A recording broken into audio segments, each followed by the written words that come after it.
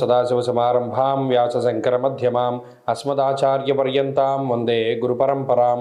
జ్యోతిషాస్త్రాన్ని భావితరాల వారికి ప్రసాదించిన ఋషుల యొక్క పాదపద్మాలకి నమస్కారం చేసుకుంటూ, అలాగే నాకు ఈ జ్యోతిష విద్యను నేర్పిన గురువర్యులు జ్యోతిష బ్రహ్మ కీర్తిశేషులు శ్రీ ఈరంకి సూర్యనారాయణమూర్తి గారు, సూర్యశ్రీ దైవజ్ఞ గారి యొక్క పాదపద్మాలకి నమస్కారం చేసుకుంటూ, ఓం శ్రీ మహాగణాధిపతి నమః, శ్రీ గురుభ్యో నమః, హరి ఓం. వీక్షకులందరికీ నమస్కారం. మకర రాశి వారికి మరలా కూటమి అంటే గ్రహాల తాలూకు ఏదైతే కలయికలు ఉన్నాయో వాటి ఫలితాలు మళ్ళా కనబడుతూ ఉన్నాయి. చతుర్గ్రహ కూటమి తాలూకు ఫలితం ఉన్నది 12వ స్థానమందు. ఇప్పటికే గురుబలం కోల్పోయి ఉన్నారు. ఈ చతుర్గ్రహ కూటమి వల్ల 4 గ్రహాలు ప్రతికూలంగా ఉన్నాయి.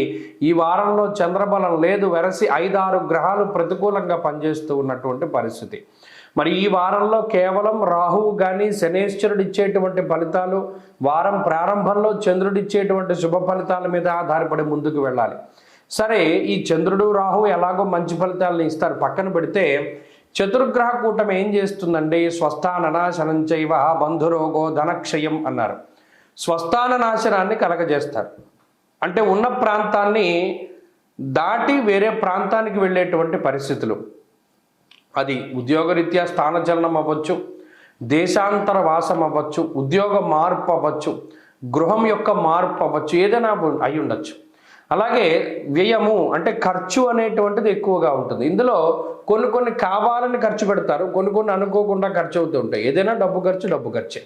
శుభమూలకంగా ఖర్చు పెట్టేటువంటివి కొన్ని, అనుకోకుండా నష్టపోయేటువంటివి కొన్ని. ఇటువంటి సందర్భంలో ఒక ప్రధానమైనటువంటి సలహా ఏమిటి అంటే, జోదము, బెట్టింగులు, స్టాక్ మార్కెట్, స్పెక్యులేషను లేదా ఈజీ మనీ కోసం లాటరీలు కొనుక్కోవడం, ఇటువంటివి కూడా ఈ వారంలో చేయకూడదు.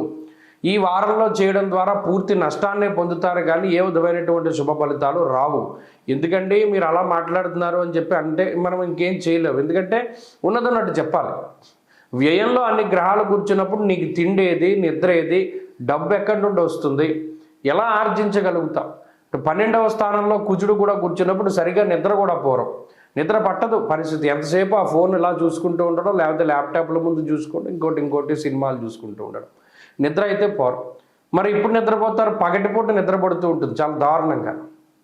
పని చేసుకునేటప్పుడు లేకపోతే ఇంకొకరు ఎవరితోనే మాట్లాడేటప్పుడు వాడి మొహం మీద ఇలా ఆవలిస్తూ ఉంటారు. వీళ్ళందరూ మకర రాశి వాళ్ళే. ఇదంతా కూడా ఏంటంటే జాతక పరిస్థితి, మనం దీన్ని మార్చలేము. కాబట్టి ఈ వారంలో ప్రత్యేకించి ఏంటి అంటే ఆంజనేయ ఆరాధన ఎక్కువగా చేసుకుంటూ ఉండండి. వీలైనంత వరకు మంగళవారం, శనివారం ఆంజనేయ స్వామి దేవాలయంలో దీపారాధన చేసి 21 ప్రదక్షిణలు చేసి కొబ్బరికాయ కొట్టండి.